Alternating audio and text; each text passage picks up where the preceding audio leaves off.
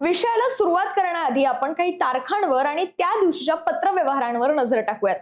16 February 2026 पत्र क्रमांक 1.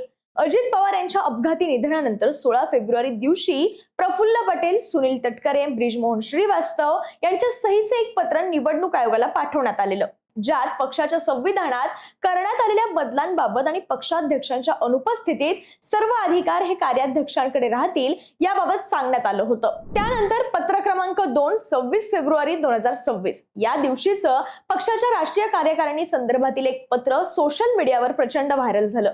या पत्रात फक्त सुनेत्रा पवार यांचा राष्ट्रीय अध्यक्ष असा उल्लेख दिसला, तर शिवाजीराव गर्जे यांचा कोषाध्यक्ष म्हणून उल्लेख करण्यात आल्याचं दिसलं. या सगळ्यामध्ये जाणीवपूर्वक प्रफुल्ल पटेल आणि सुनील तटकरे यांच्या नावापुढे पद लिहिलं गेलं नाही आणि सुनेत्रा पवार या दोन्ही नेत्यांवर नाराज आहेत अशा चर्चा सुरू झाल्या. पुढे 10 मार्च 2026 पत्र क्रमांक 3.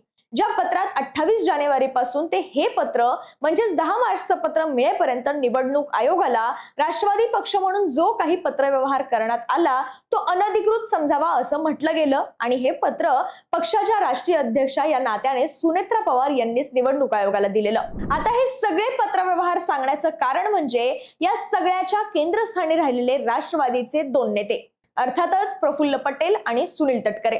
कारण आतापर्यंत राष्ट्रवादी पक्षाकडून झालेल्या पत्रव्यवहारांमुळे सतत राजकीय गोंधळ पाहायला मिळालाय. पटेल आणि तटकरे यांच्या नेतृत्वावर, त्यांच्या भूमिकेवर प्रश्नचिन्ह हे उपस्थित झालं आणि सतत हे 2 नेते मागे सांगितल्याप्रमाणे या सगळ्या गोंधळाच्या केंद्रस्थानी राहिले. या सगळ्या गोंधळानंतर आता पुन्हा राष्ट्रवादी काँग्रेस पक्षाच्या नवीन राष्ट्रीय कार्यकारिणीवरून मोठा राजकीय गोंधळ निर्माण झालाय. 29 एप्रिल 2026 रोजी केंद्रीय निवडणूक आयोगाला दिलेल्या कार्यकारिणीच्या यादीत प्रफुल्ल पटेल, सुनील तटकरे, छगन भुजबळ यांचं नावच नाहीये. पण या नवीन राष्ट्रीय कार्यकारिणीच्या यादीत तांत्रिक चूक झाल्याचं उपमुख्यमंत्री सुनेत्रा पवार यांनी एक्सवर पोस्ट करत स्पष्ट केलं असलं तरी एक प्रश्न उरतोच, तो म्हणजे वारंवार होत असलेल्या या पत्रव्यवहारांच्या गोंधळात काही वेगळाच राजकीय डावपेच दडलाय का? यासोबतच सुनेत्रा पवार खरोखरच जाणून बुजून या नेत्यांचा आणि विशेषतः पटेल आणि तटकरेंचा राजकीय गेम करू पाहतायत का? आणि एकूणच राष्ट्रवादी काँग्रेसमध्ये सध्या पडद्यामागे काय घडतंय? या सगळ्या प्रश्नांची उत्तरं शोधण्यासाठीचा आजचा हा व्ह्यूज रूम. नमस्कार, मी शीतल आणि तुम्ही पाहताय ऑड इव्हन.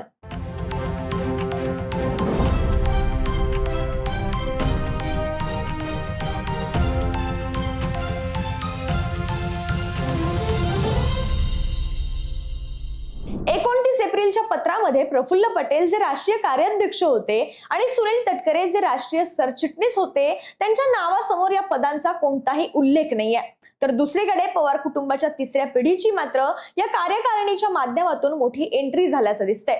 पार्थ पवार यांना जनरल सेक्रेटरी म्हणून पक्षाच्या समन्वयाची जबाबदारी ही देण्यात आली आहे, तर जय पवार यांची नॅशनल सेक्रेटरी पदी वर्णी लागली आहे.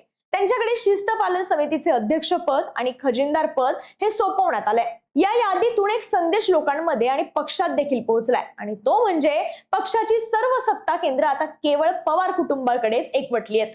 आता जरी या नवीन राष्ट्रीय कार्यकारिणीच्या यादीत तांत्रिक चूक झाल्याचं सुनेत्रा पवार यांनी एक्सवर पोस्ट करत स्पष्ट केलं असलं तरी राजकीय विश्लेषकांच्या मते ही केवळ तांत्रिक चूक नसून तो एक विचारपूर्वक आखलेला राजकीय डाव असू शकतो. आणि यासाठी सुरुवातीला काही पत्रव्यवहार आणि त्याच्या तारखा मी तुम्हाला सांगितल्यात. या सगळ्यातून सुनेत्रा पवार यांनी पक्षावरील आपली पकड घट्ट करण्यास सुरुवात केल्याचं दिसून आलंय.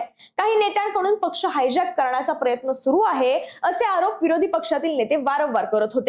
या सगळ्याला सुनेत्रा पवारांनी या 29 एप्रिलच्या पत्राद्वारे दिलेला हा मोठा धक्का म्हणता येईल. थोडक्यात काय तर प्रफुल्ल पटेल आणि सुनील तटकरे यांची पंख छाटणी करण्याचा हा प्रयत्न असल्याचं आता बोललं जात आहे. आता येतो महत्वाचा मुद्दा, तो म्हणजे पार्थ आणि जय पवारांची वाढती भूमिका. पक्षाच्या नव्या संरचनेत पार्थ पवार हे पॉवर सेंटर म्हणून पुढे येताना दिसतात.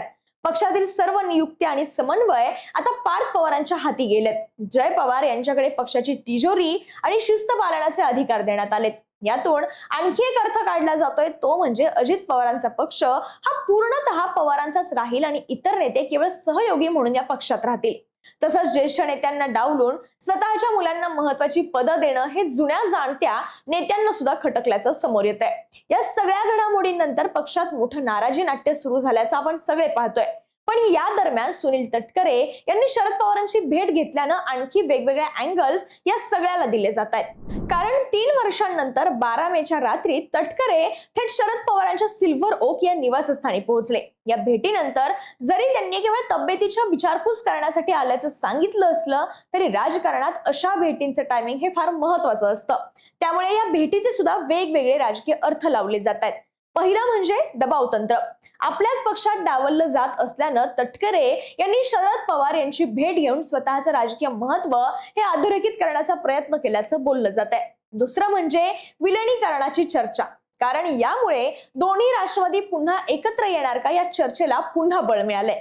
पण या सगळ्यातून राष्ट्रवादीमध्ये पडद्याआड काय सुरू आहे तसंच पुढे काय होऊ शकतं याबाबत अधिकचं विश्लेषण करण्यासाठी आपल्यासोबत सातारा पुढारीचे निवासी संपादक हरीश पाटणे सर हे जोडले गेलेत।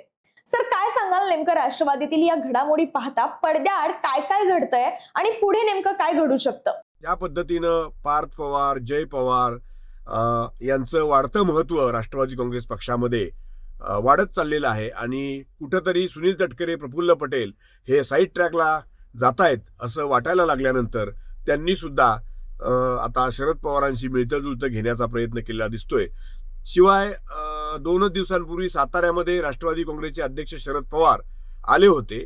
त्यावेळेस सुद्धा राष्ट्रवादी काँग्रेसच्या दोन्ही पार्टीतल्या दोन्ही नेत्यांनी म्हणजे राष्ट्रवादी काँग्रेसचे राज्यसभेचे खासदार नितीन पाटील जे अजितदादा पवार गटाचे आहेत आणि राष्ट्रवादी काँग्रेसचे प्रदेशाध्यक्ष शशिकांत शिंदे जे शरद पवार गटाचे आणि इथले स्थानिक नेते हे सगळे एकत्र मिळून शरद पवारांना भेटले। हे सगळं पाहिलं तर दुसरी सुद्धा शक्यता वर्तवली जात आहेत की पुन्हा एकदा राष्ट्रवादी काँग्रेसचे दोन्ही गट एकत्र येतील की काय अशा पद्धतीचं वातावरण आहे। म्हणजे एका बाजूनं शरद पवारांची जी काही भेट सुनील तटकरे यांनी घेतली तिचे 2 अर्थ निघतायत। एक अर्थ असा निघतोय की आम्हाला जर साईड ट्रॅक केलं गेलं तर आम्ही शरद पवारांकडे जाऊ शकतो आणि एक प्रकारचा दबाव तंत्र असल्याचं हे चित्र आहे। आणि दुसरी शक्यता अशी आहे की ज्या पद्धतीनं अंतर्गत हे प्रेशर वाढलेलं आहे की हे दोन्ही गट एकत्र यावेत त्या अनुषंगानं सुद्धा हे प्रयत्न दिसत आहेत। परंतु राष्ट्रवादी काँग्रेसच्या अजितदादा पवार गटामध्ये जे काही हा अंतर्गत जे काही चलबिचल सुरू आहे त्याचे वेगवेगळे पडसाद हे महाराष्ट्राच्या राजकारणाच्या राजकीय पातळीवर उमटलेले दिसत आहेत। धन्यवाद सर, तुम्ही दिलेल्या या माहितीसाठी। खरं तर पत्रांवरून सुरू असलेला राष्ट्रवादीतील गोंधळ काही दिवसांपूर्वी सुरू झालेला नाहीये, तर फेब्रुवारीपासून हा सगळा गोंधळ पाहायला मिळतोय। पण या सगळ्यामध्ये आता तटकरेंनी शरद पवारांची भेट घेतल्यानं वेगळीच चर्चा सुरू झाली आहे। त्यामुळे शरद पवार या सगळ्या संदर्भात काही भूमिका मांडतात का हे सुद्धा पाहावं लागणार आहे। पण तुम्हाला काय वाटतं की सुनेत्रा पवार या सगळ्या पत्रव्यवहाराच्या आडून तटकरे आणि पटेलांचे राजकीय पंख छाटण्याचा प्रयत्न करत असतील का? आणि तटकरे मात्र शरद पवारांची भेट घेऊन स्वतःचं राजकीय अस्तित्व सिद्ध करण्याचा प्रयत्न करतायत का? कमेंट बॉक्समध्ये व्यक्त व्हा आणि ऑड इव्हनला सबस्क्राईब करायला विसरू नका।